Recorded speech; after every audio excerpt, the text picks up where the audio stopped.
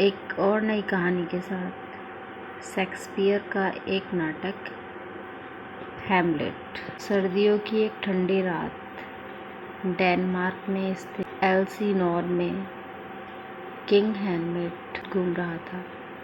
सबसे पहले भूत को 2 गार्ड देखते हैं जो डर जाते हैं। इसके बाद होरेशियो नामक एक स्कॉलर भी राजा के भूत को देखता है। फिर वे राजा के बेटे को बुलाते हैं जिसका नाम भी हैमलेट था। भूत राजकुमार हैमलेट से बात करता है। वह बताता है कि उसके छोटे भाई क्लॉडियस ने राजा बनने के लालच में उसकी हत्या की है और उसकी पत्नी गर्ट्रूड राजकुमार हैमलेट की माँ से शादी कर ली है। फिर राजा का भूत राजकुमार हैमलेट को उसकी मौत का बदला लेने के लिए कहता है और गायब हो जाता है। हैमलेट अपने पिता की हत्या का बदला लेने का प्रण करता है, लेकिन इसके साथ ही वह गहरे दुख में डूब जाता है। उसे यह पता भी नहीं था कि भूत की बात को वो सच माने या झूठ। इस सब की वजह से वह पागलों जैसा हो जाता है। क्लॉडियस और गर्ट्रूड राजकुमार हैमलेट के इस बर्ताव से घबरा जाते हैं। उन्हें समझ नहीं आता राजकुमार को अचानक क्या हो गया है। पोलोनियस नाम के मंत्री ने कहा कि शायद हैमलेट उसकी बेटी ओफेलिया के प्यार में पागल हो चुका है। यह सुन क्लॉडियस ने हैमलेट के 2 दोस्त को इस बात का पता लगाने के लिए कहता है। उन दोनों ने हैमलेट और ओफेलिया की बातें सुनी और अंदाज़ा लगाया कि हैमलेट ओफेलिया से प्यार नहीं करता, क्योंकि हैमलेट ने ओफेलिया से कह दिया कि वह कोई नन बन जाए और वो कभी शादी नहीं करेगा। एक बार एक नाटक मंडली एल्सिनोर के किले में आई। हैमलेट ने अपने दोस्त होरेशियो से मिलकर एक प्लान बनाया और उसने एक्टर्स को कहा कि वे एक नाटक करें जिसमें क्लॉडियस को अपने भाई किंग हैमलेट की हत्या करते हुए दिखाया जाएगा। हैमलेट और होरेशियो ने सोचा जब यह सीन आएगा तो क्लॉडियस की बॉडी लैंग्वेज देखेंगे। उसकी प्रतिक्रिया से कंफर्म हो जाएगा कि उसने सच में अपने भाई की हत्या की है या नहीं। निश्चित दिन पर इस नाटक का मंचन किया गया। जब हत्या का सीन किया गया तो क्लॉडियस घबरा गया और वहाँ से उठकर चला गया। यह देखकर हैमलेट और होरेशियो ने कंक्लूजन निकाला कि निश्चित तौर पर क्लॉडियस ने हैमलेट के पिता अपने भाई की हत्या की है।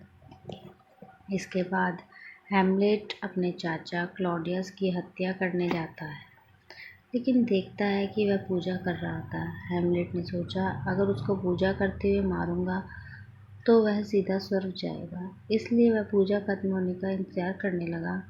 लेकिन तभी सिपाहियों ने उसे देख लिया। क्लॉडियस और बाकी सब ने इसे हैमलेट का एक और पागलपन समझा, लेकिन हैमलेट के हाथ में तलवार देखकर अब क्लॉडियस को अपनी सुरक्षा की चिंता होने लगी। उसे यह अंदेशा हो गया कि शायद हैमलेट को उसके पिता की हत्या का शक उस पर हो गया है और शायद वह नाटक भी उसने करवाया था। इसलिए हैमलेट को इंग्लैंड भिजवा देने की तैयारी करने लगा। इसके बाद हैमलेट अपनी माँ गर्ट्रूड से सवाल जवाब करने के लिए उसके कमरे में गया, लेकिन गर्ट्रूड ने कहा कि उसे नहीं लगता कि क्लॉडियस ने उसके पिता की हत्या की है और उसे इससे ज़्यादा कुछ भी नहीं पता।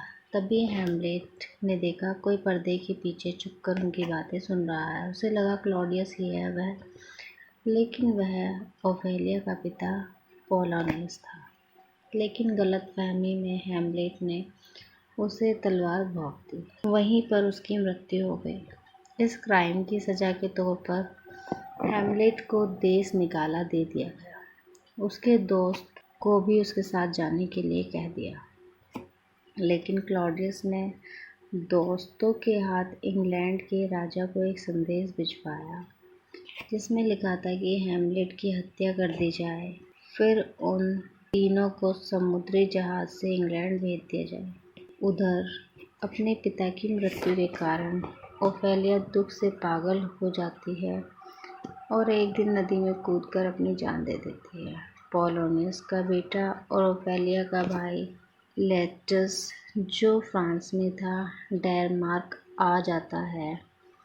क्लॉडियस उसे भड़काता है कि उसके पिता और बहन की हत्या का जिम्मेदार हैमलेट है। यह सुनकर लेटस गुस्से से पागल हो जाता है। तभी क्लॉडियस को हैमलेट का पत्र मिलता है जिसमें लिखा था कि समुद्री डाकुओं ने उनके जहाज पर हमला कर दिया था, जिसकी वजह से वे वापस डेनमार्क लौट आए हैं। अब क्लॉडियस ने हैमलेट की हत्या का नया प्लान बनाया। उसने लेटस से कहा कि वह हैमलेट से तलवारबाजी करे और उसे मार दे। वह लेटस की तलवार में जहर लगाने वाला था। इसके साथ ही क्लॉडियस ने एक बैकअप प्लान भी रखा। लेटस के हारने की स्थिति में वह हैमलेट को जहर मिली वाइन पिला देने वाला था ताकि उसे पीकर वह मर जाए। यह लोग ओफेलिया की फ्यूनरल के लिए इकट्ठा हुए थे। तभी हैमलेट वहां पहुंचा। लेटस ने उसे गालियां बकी और वहां से चले जाने को कहा। उसने कहा कि वह ओफेलिया की मौत का जिम्मेदार है, लेकिन हैमलेट ने गुस्से में उस पर हमला कर दिया और सबके सामने कबूल किया कि वह सच में ओफेलिया से प्यार करता था। सैनिकों ने दोनों को किसी तरह छुड़वाया। महल में हैमलेट अपने दोस्त होरेशियो को बताता है कि इंसान को मौत के लिए हर समय तैयार रहना चाहिए, वह कभी भी आ सकती है। तभी क्लॉडियस का दूत आता है और कहता है कि लेटस ने उसे तलवारबाजी के लिए चुनौती दी है। हैमलेट इसे स्वीकार करता है। अगले दिन उन दोनों का तलवारबाजी का युद्ध शुरू हो जाता है। इसमें हैमलेट की जीत होती है। क्लॉडियस जीत की खुशी के बहाने उसे वाइन का प्याला ऑफर करता है, लेकिन हैमलेट उस प्याले से वाइन पीने से इनकार कर देता है। तभी गर्ट्रूड उस प्याले से वाइन पी लेती है और जहर की वजह से जल्द ही उसकी मौत हो जाती है। तभी लेटस पीछे से हैमलेट को जहर भुजी तलवार से मार देता है, लेकिन हैमलेट एकदम से नहीं मरता। वह लेटस से लड़ता है। कुछ देर लड़ने के बाद लेटस खुद अपनी तलवार से कट जाता है और उस पर जहर का असर होने लगता है, लेकिन मरने से पहले हैमलेट को बता देता है कि क्लॉडियस ने वाइन के प्याले में जहर मिलाया था। इस तरह उसकी माँ की मौत का जिम्मेदार क्लॉडियस ही है। इसके बाद लेटस मर जाता है।